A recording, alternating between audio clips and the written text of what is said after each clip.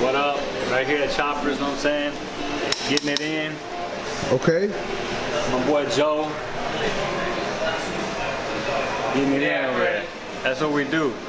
That's what we do. Matt hating like always. Look at it. Hey, Matt.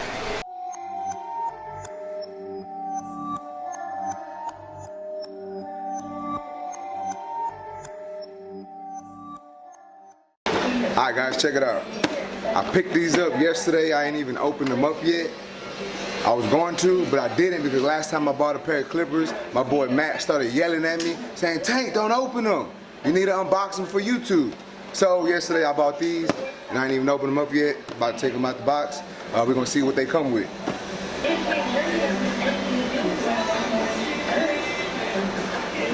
So this is the Wahl Cordless Detailer. Let's open up the box. Check them out.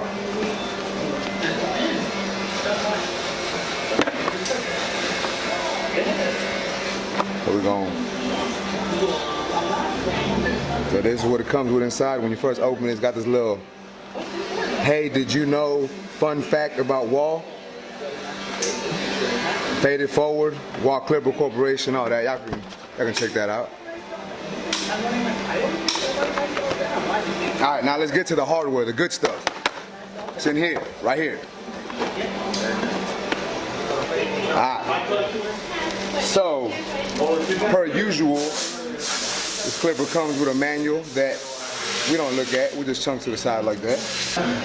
Comes with a little guard to put over your trimmer. That way the blade won't break.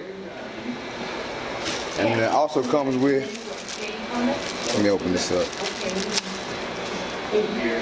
Comes with some lube, some oil, a little brush. And it comes with these guards right here. I don't ever use guards on my trimmers.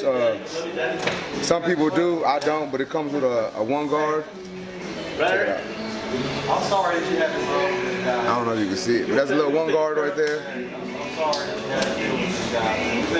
Comes with the 1.5. And it comes with the half guard. Comes with a nice little fade brush. I guess you can use it as a fade brush or to clean the clippers. And now the good stuff. This is it right here. The Wahl Detailer. My boy Matt has it. I've used it a couple times. I want to buy my own so I can give it an honest review. Right now, this is just me using it a couple times. So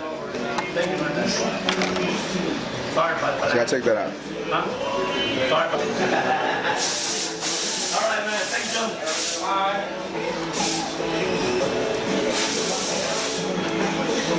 It's got a T-blade on it. That's the front of it. It also comes with a charger. And then